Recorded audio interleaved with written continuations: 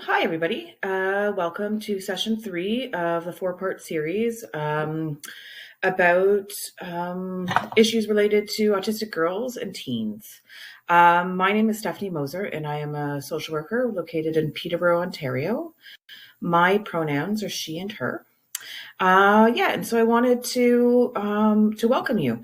I think we probably have a number of young people attending, which I love, and hopefully some of the information I'm going to share will be things that will be helpful to you. So today I'll be talking about things relating to friendships and relationships. So sometimes I'm going to use the word relationship, but that could mean a friendship. That could mean a dating relationship.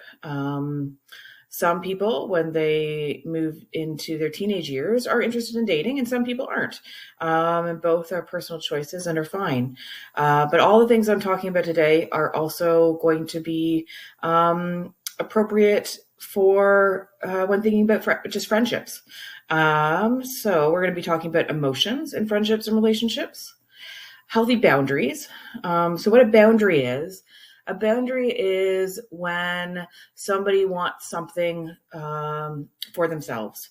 So if somebody needs personal space, if somebody needs time alone, if somebody wants to say no to something, those are all boundaries. So things that are signs of healthy relationships and friendships. And I'll be talking a little bit more about that, about how we recognize our own boundaries, and also how it's important also that we respect and recognize that other people may have boundaries that are different than our own, and how we work with that. As I said, we'll talk a little bit about, some of the things to think about of what is a sign of a healthy relationship and healthy friendship. Often people wonder, why is it important to have friends? Why is it important to have relationships? And I think I really want to point out that people's needs for friendships and relationships it's a personal choice. Sometimes people have lots of friends and really like that. Sometimes people just have one or two, and that's fine with them as well. So there's no sort of set number that somebody has to have for friendships. Sometimes people have really, really close friends, people that they talk to and see all the time. And sometimes people have friendships and relationships that aren't as close, and that's fine as well. But some of the reasons why people want to have friendships and relationships are because you can talk to somebody who shares your interests. So if you have something that you really like to do or know a lot about, it can be fun and enjoyable to share that with another person, and it can be fun for that person to share their interests with you as well. So somebody who shares your interests. Sometimes it can be helpful when you have friends or relationships you can share your joy and your happiness with. So it's really nice for many people when they have happy things that have happened in their lives, things that they're proud of, to be able to talk to another person about that. And sometimes you talk to your family about that, and sometimes you maybe talk to your siblings about that. But sometimes people talk to friends too about that. It's about sharing kind of joy. And sometimes people like to talk to you about their happiness. And on the other side, not sometimes, we all go through challenging moments in our lives. That's, you may feel sometimes like you're the only person who does, but that's not true. Everybody has times that are more difficult. And sometimes it's also helpful to talk to parents about that. Some people talk to professionals like me about that. And sometimes people talk to friends about that as well. So it's helped to get some support. Friendships and relationships can help you feel connected to other people, can help you feel less isolated or alone. Lots of people enjoy their own alone time, which is fantastic. But sometimes if you're not talking to other people, you can feel isolated. You can feel kind of alone. That doesn't mean you feel lonely. Sometimes you may, but friendships and relationships can help you feel less isolated and help you feel more connected to other people. Some questions that come up, or thoughts that may come up, can be confusing. So you may wonder things like, how many friends do I want or need? And that's different for every person. I have a few really, really close friends. And then I have a number of friends that I call more like acquaintances. So people that I talk to now and again, but I may not tell them all my innermost secrets. So you may only need or want one or two close friends, or you may want an opportunity to hang out with more people in groups or programs that you go to, that sort of thing at school. A big thing that a lot of people that I work with talk about is why do others make friends easier than I do? And that's confusing. Some people find it easier to start conversations. Some people find it easier to continue friendships. One thing about a friendship is once you sort of start a friendship, it takes a little bit of work. It takes you, even sometimes when you don't want to, connecting and asking how somebody is, asking about their interests. And that person should be checking in with you as well. So it's some of those things take a little bit of work, and that work takes practice. And so making a friend isn't like, I'm going to go out one day and make a friend. It takes time, and it takes practice, and it takes patience. And it's important to have compassion for yourself and patience while you're trying to do that. Sometimes people say to me, like, I don't really want a lot of friends, but my parents or my teachers or other people think I should. I really feel that this is a personal choice. So some folks really just want one or two friends, and that is okay. Know what you want and what you need. And part of boundaries is also advocating, telling people, no, I don't, I'm okay. I only want a few people in my life. And that's fine. And that's okay. Some people think they worry about making mistakes in friendships. And I'll tell you, you're going to make mistakes. And that's okay. Because, I say the wrong thing to people sometimes. You may say the wrong thing sometimes. You may not know what to say when somebody's having a tough day. And that's okay. We're all human. We all make mistakes sometimes.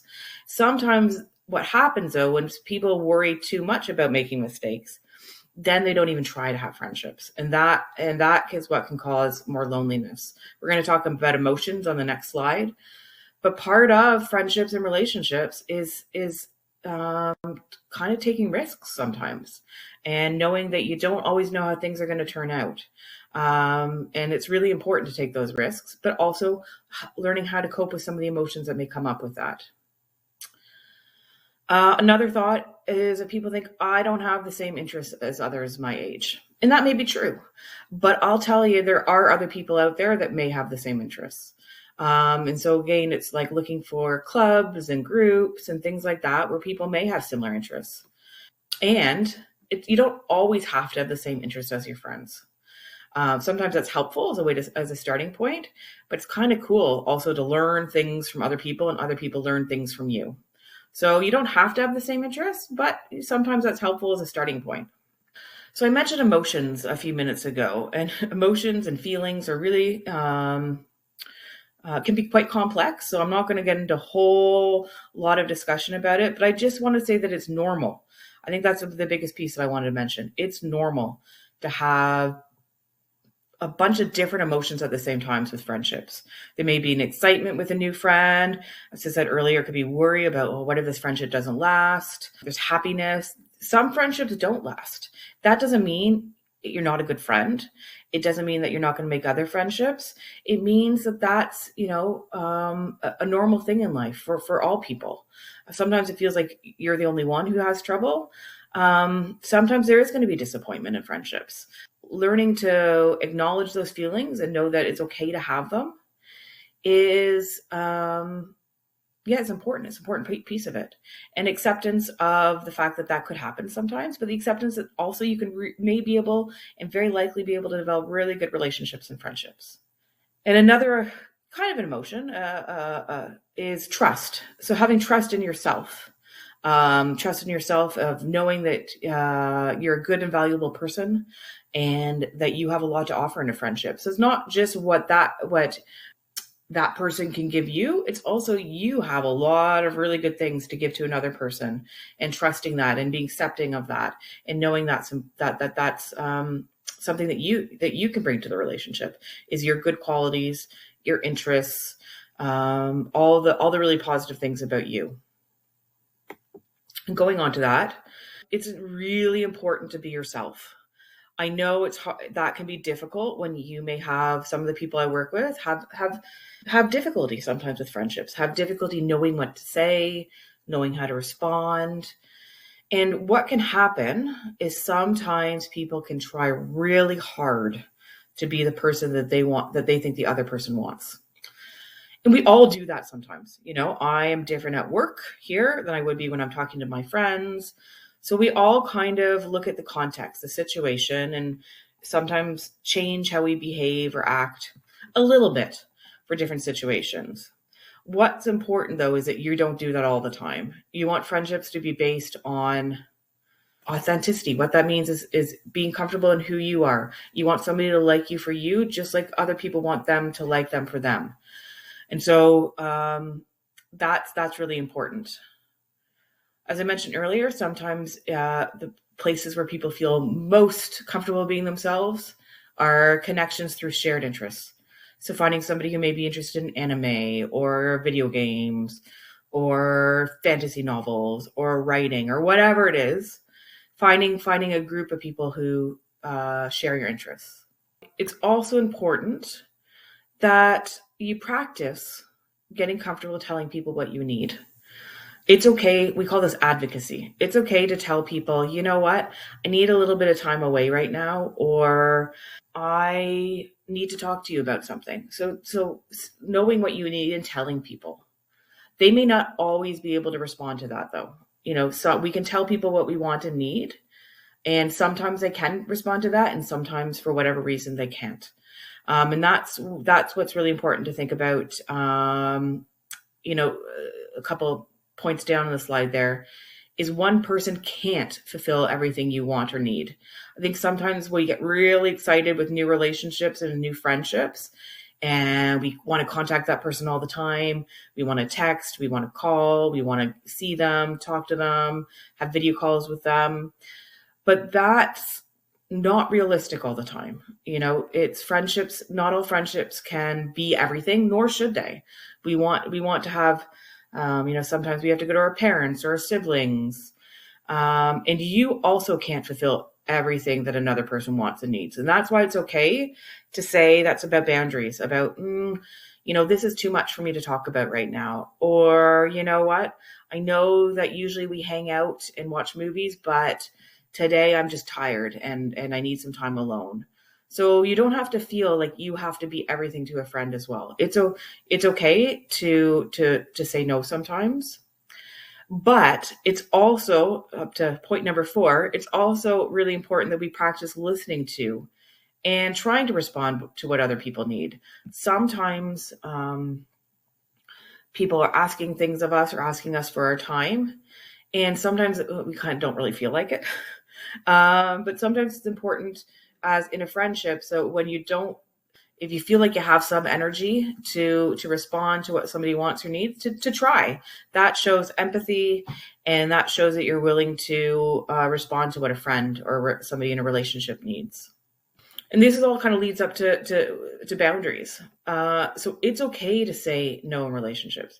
That may feel, in friendships, that may feel, a lot of people don't like conflict, and they feel like if I say no to something, somebody's going to be upset with me, or that will cause conflict. It may. I'm not going to lie, it may.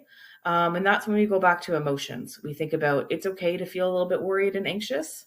That's part of life, but it's good to practice the things, to say no to some things if it's something you really don't want to do.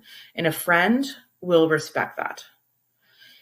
And vice versa. It's hard for us to hear no sometimes. It's okay for others to say no to us. So if you want to talk to somebody and they're like, I'm busy, or they have other things going on, or they don't want to participate in an interest of yours on that day, it's okay for them to say no. That doesn't mean that they don't like you. That doesn't mean that the relationship's over. It just means that somebody may need some more personal space. And it's really important to recognize that. It's also okay to be sad about that sometimes, because that's a normal reaction, a normal feeling. And those feelings pass. They don't stay. They pass. We respect other people's no's as well. The thing with friendships is sometimes we just only want to participate in things that are of interest to us. We're like, I'm not really interested in anime movies, but your friend really wants to go to one. Sometimes it's a good idea in friendships to think about, what would this mean to the other person if I did do some, did participate in something? Maybe boring for you for a little while, but that may mean a lot to the other person. And sometimes that's really important, to show interest and to engage in things that maybe not, overly exciting to you. And the other way, sometimes others should participate in activities that are interesting to us but aren't interesting to them. So if you have things that you find enjoyable, a good friend will sometimes, not all the time, but will sometimes listen and participate in those activities as well. So that's about showing interest in other people. But back to that was we should respect others' boundaries. So if somebody is saying they need space or showing us in their behavior or their body language that they're not that they need some time away or they're not liking something, then that's, again, it may bring up some feelings, some emotions, but it's a really, really important thing that we respect that. Just like others should respect our own boundaries. With relationships and friendships, people can really, really enjoy them, but they can also find them exhausting at times. So being around other people for some of the people that I talk to can be tiring. And so we can both want to have friendships and relationships and want, or sometimes actually really need time to ourselves. So time in your own room to, I don't know, to read or do art or whatever your interests are away from other people. This is really, really important. It helps to protect our overall wellness. It allows us to recharge, allows us not to burn out. So it's okay to say no to some social activities, to rest and have alone time. That's okay. But sometimes that can get really comfortable and people's anxiety around reaching out to other people can grow. So when we are feeling really anxious about reaching out to other people, which, has happened more since COVID because people have spent more time on their own. So we're feeling like we really don't want to reach out to people, and that we've been on our own for a long time. Strangely, that's a time when you should consider joining a group, texting a friend, talking to somebody, because that's, when you're getting too comfortable, that's actually a sign that you may need to give it a try and reach out a little bit. Because and then what can help as well as around rest and alone time is sometimes when people are overwhelmed, they're not really sure what they want to do, what's helpful for rest and recharge. So sometimes it's helpful ahead of time to make a list of things. So make a list of things that you like to do on your own, that allows you to rest and recharge. It may be, hanging out with a pet. It may be reading a book all afternoon. It may be watching a Netflix video for a little bit. It may be just listening to music or doing art. But sometimes when you're feeling overwhelmed, it can be hard to make a choice around what to do. So having a list ahead of time and kind of picking from that list can help you with that. And then also consider writing a list of things that you prefer to do with other people. So, sometimes it's hard to know what activities you may want to do with somebody else. So, brainstorming. So what brainstorming is sitting down on your own or with a parent or somebody and make a list of things that you prefer to do with other people and make a plan about how you can do that and how you can reach out to people. And I also just want to talk about a little bit about signs of healthy relationships. How do you know if this friendship, if this relationship is healthy? It's on the right foot, as they say. That's a figure of speech.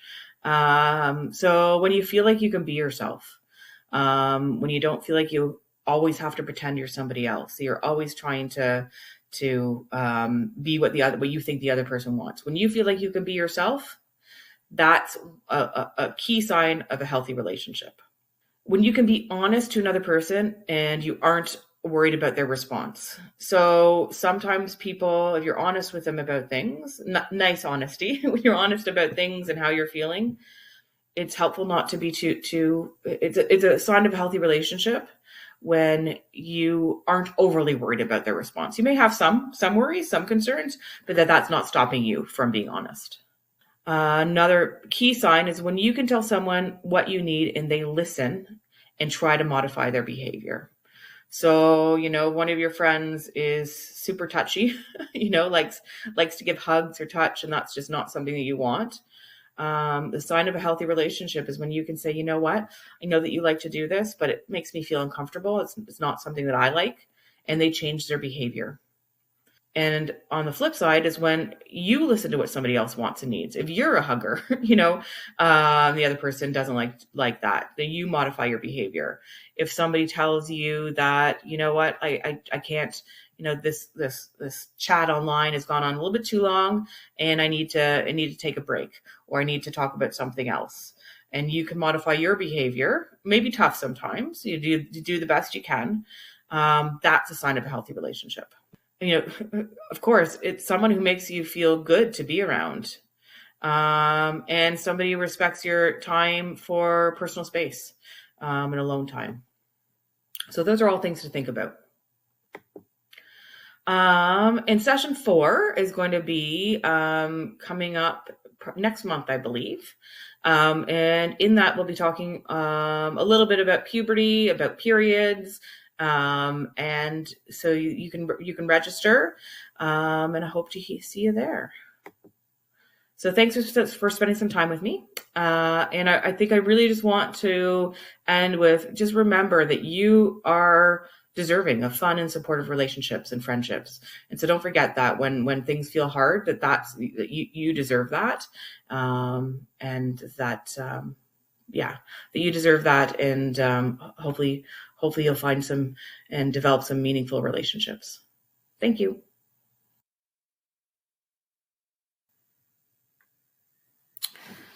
Hi, everybody. So welcome. Thanks for the people who joined us today.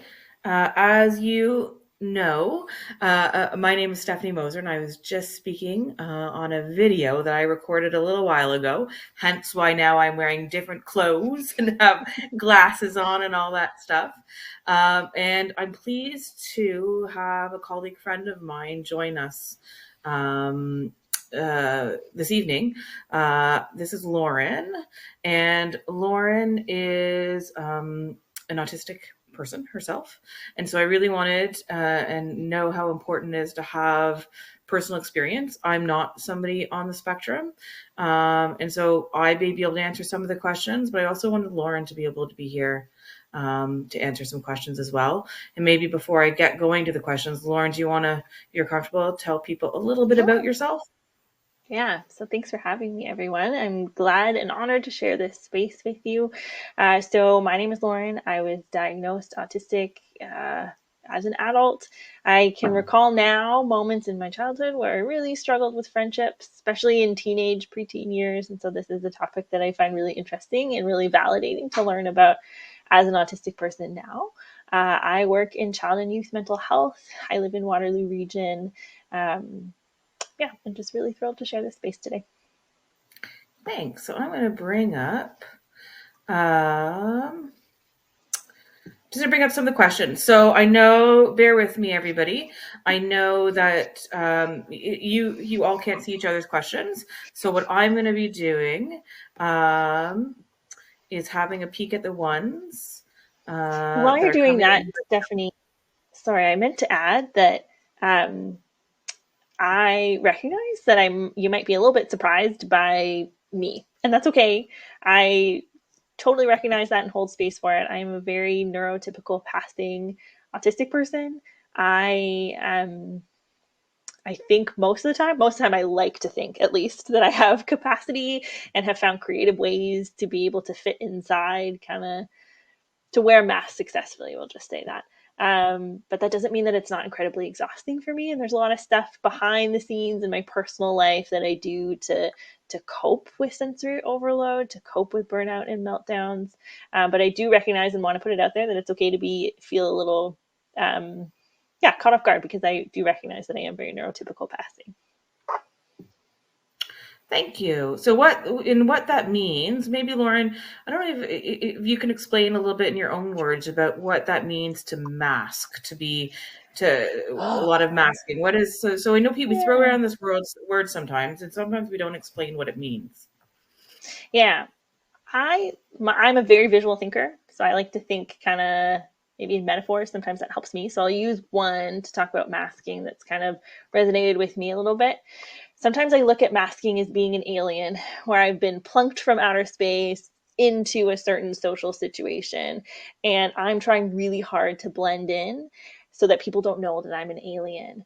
And sometimes that's a choice that I make. I choose at work, around certain friends, I choose to wear a mask. And I'm very intentional about choosing to wear a mask as much as possible. Sometimes it's hard to tell when you're wearing a mask and when you're not. And it's hard to have that choice. But when possible, I try to kind of take a moment to be mindful of how I'm feeling and where I'm at to see if this is a situation where I want to wear a mask, because it is okay to wear a mask. Um, that being said, there are definitely moments where I wear a mask or I'm an alien plunked into a certain social situation and I feel like I have no choice but to try to blend in. And those can be really challenging and frustrating situations. They leave me feeling pretty exhausted. Um, they can also be very sensory overloading because I'm not really responding to some of my needs. And over time, trying to be an alien that's blended into the world really well can lead to burnout, can lead to increased shutdowns or meltdowns. For me, that's what it looks like. And it's simply because I'm trying to live in a world that might not be um, designed for me or accommodating for me. And I have to go out of my way to advocate for accommodations or make sure that I'm taking care of myself in ways that are meaningful to me. But I do want to put it out there that it's okay to wear a mask as long as it's something that you feel safe and comfortable doing and have chosen to do. But I also want to recognize that can be really hard to do as well. Thanks for explaining that. And so I have a question here that maybe I can put out there to you, Lauren, and you and I can both answer it, but from our own experiences. So my experience is not personal, but I have the privilege of talking to lots and lots of autistic people. Um, yeah. So somebody asked, or I'm going to go to the other one, and I was thinking this the same thing. Somebody just asked, all of this masking, wearing a mask talk is confusing this day and age where we literally wear masks. Can you please just say that you're using the word mask as in pretending? Okay, so that's Yes. really helpful. So we're talking Yeah. about, yeah, when we're talking about pretending in terms of trying to fit in, we'll make sure that we're using the word pretending Pretending or instead of word, masking. yeah, because I think that's really important. That I recognize when we actually have to wear physical masks, it can get Yes, confusing. we are masking as well. Yes, and I really appreciate that word pretending. I think that's great because it does really kind of hits it perfectly that we are pretending. I do feel like I'm pretending to kind of blend in and be a good alien in those situations. And another question here, which is the one I was going to ask, is when you have a friendship where you really like to do something, but the other person does not, but you generally get along, so the person saying, what should I do? So I guess what I'm understanding is they have a friendship where they have something that they really like to do. The other person, their other friend, doesn't like to do those things, but they get along. What should they do?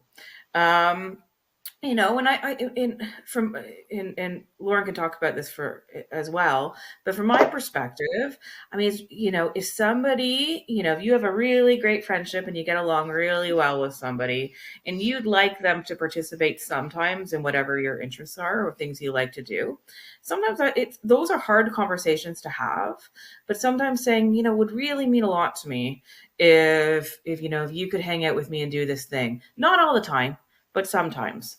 And then also find, if there is some commonality, some things where you can find shared interest, to do that as well.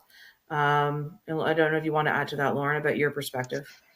Yeah, it's something I face often. I have very unique interests that not a lot of people my age or others anywhere really enjoy.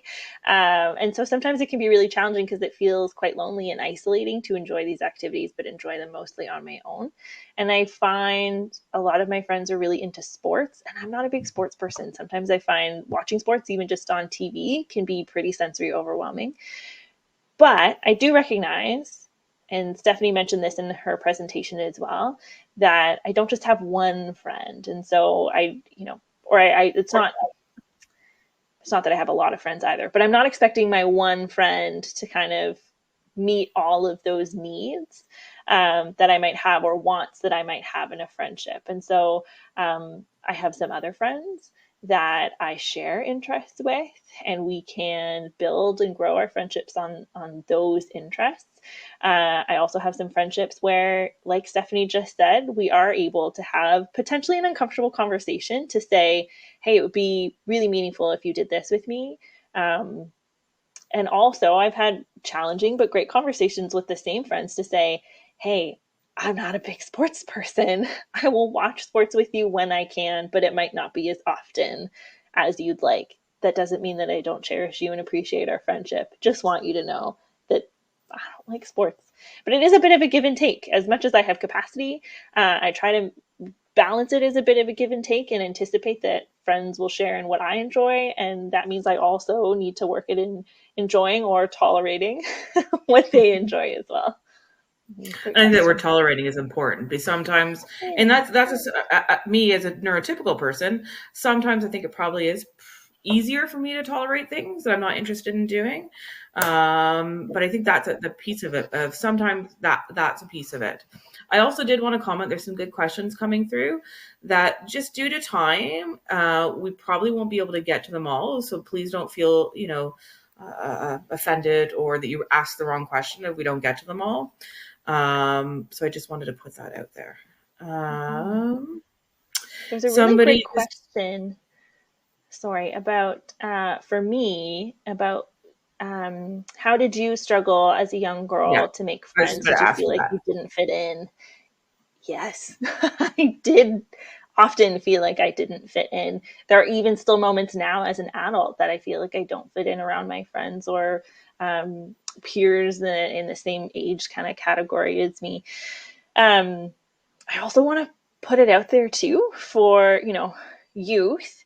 It's challenging in and of itself to make friends because you're learning how to make friends too, right? And so making friendships takes time, and building on friendships and those social skills takes time for anybody. And so not to minimize autistic folks' experience of potentially struggling to make meaningful friendships, but it is at times something that everybody faces because we're all kind of learning how to make friends. But that aside, definitely felt like I didn't fit in. I think I leaned towards pretending. I almost said that word. Pretending.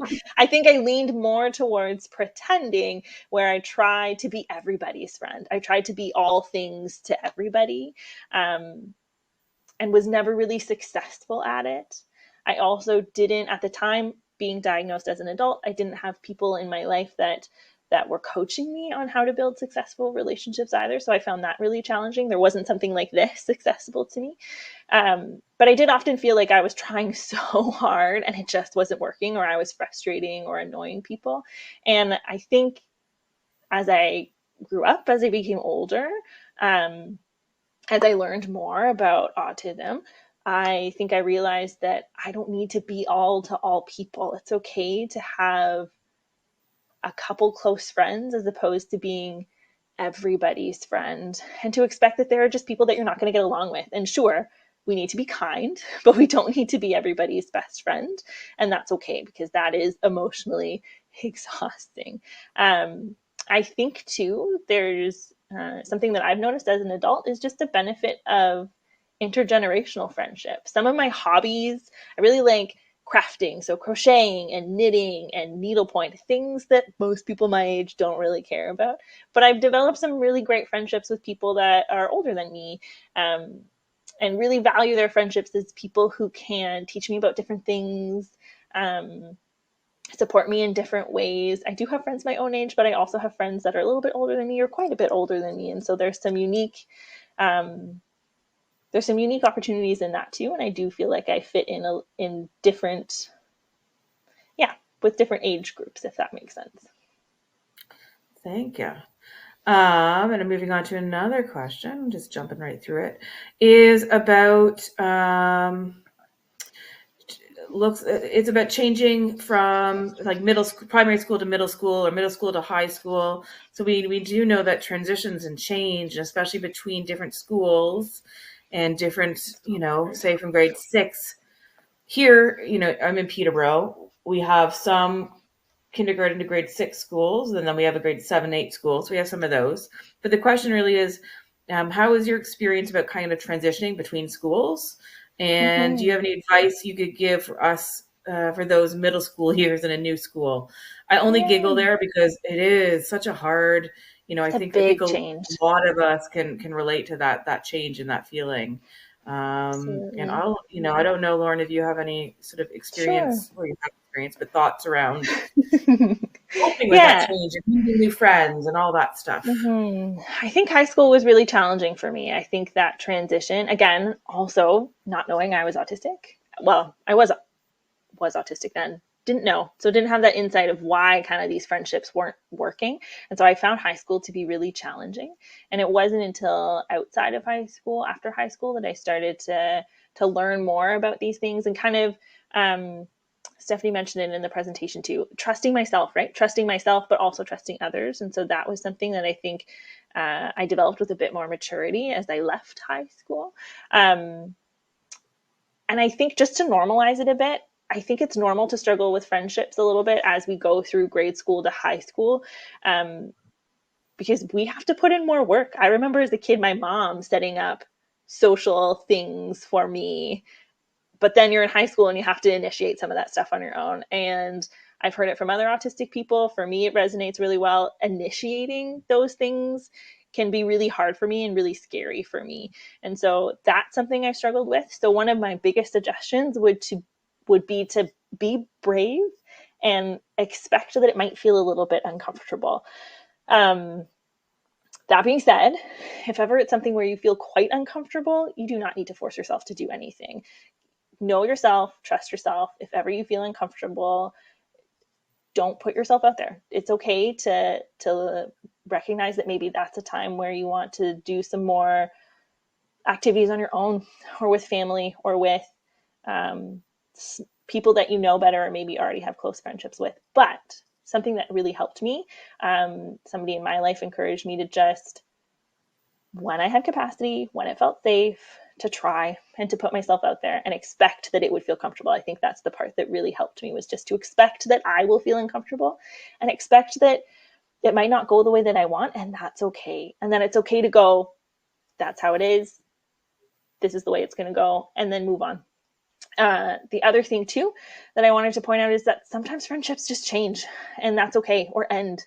I The transition between grades 7, 8, and then high school for me, I think a lot of my friendships changed and then slowly faded away. And even as an adult, I have friends that lived in my community and who have since moved, and our friendship looks very different. And it's okay to have friendships change. It's okay to have friendships end, and it's okay to be sad about those things too. And that was one thing I really wanted to highlight after you spoke about that, Lauren, is friendships or relationships or any interaction with other people that's meaningful has the potential to have lots of emotions attached to them, right?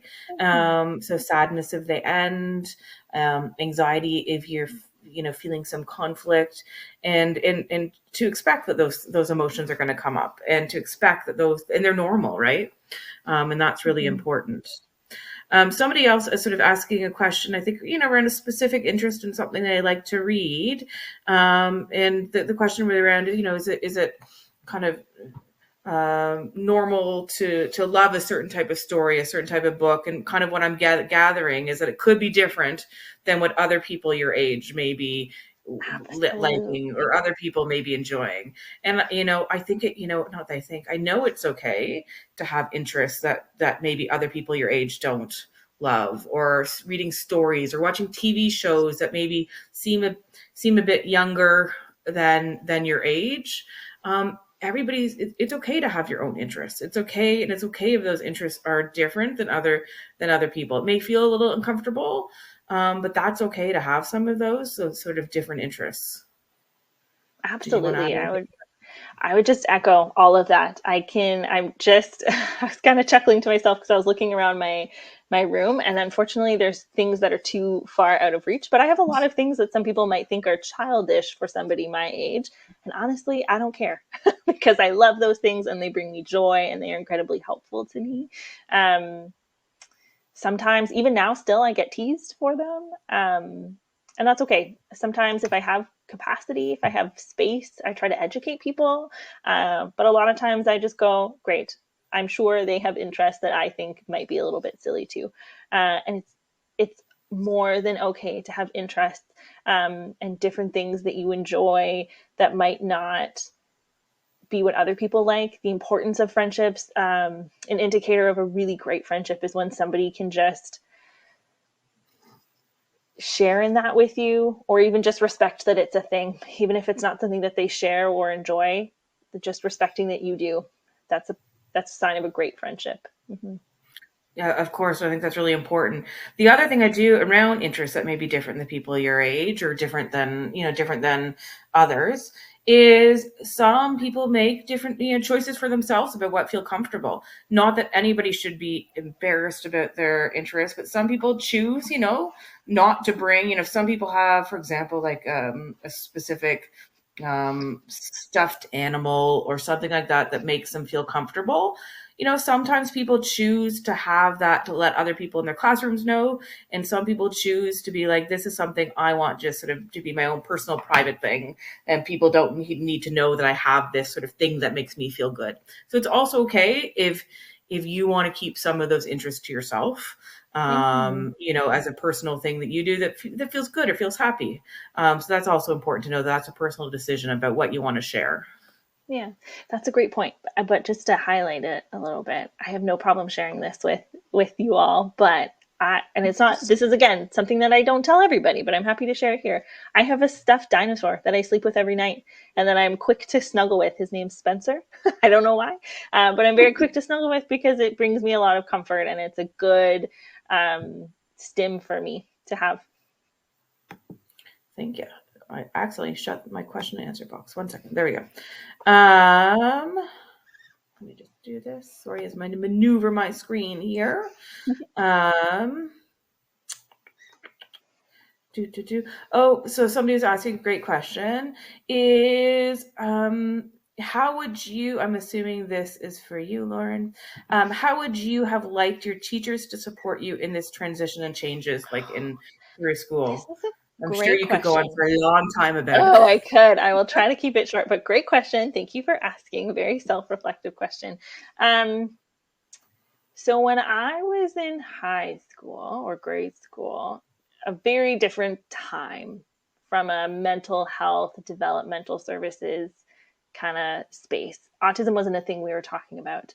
Autism for female identified folks was also something we weren't talking about. And so as a youth, I was diagnosed with anxiety. I think I am still quite an anxious person. I wouldn't say that that's a misdiagnosis at all, but I do wish there are times that I wish maybe I had a diagnosis, an autism diagnosis sooner. But I do recognize that the realities of that happening wouldn't be a thing. So I think number one, I wish autism was talked about more.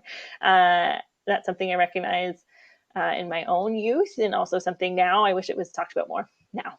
Um, I think I wish the caregivers in my life and trusted individuals in my life had encouraged me, helped me, or with my consent, uh, asked for more support from my school.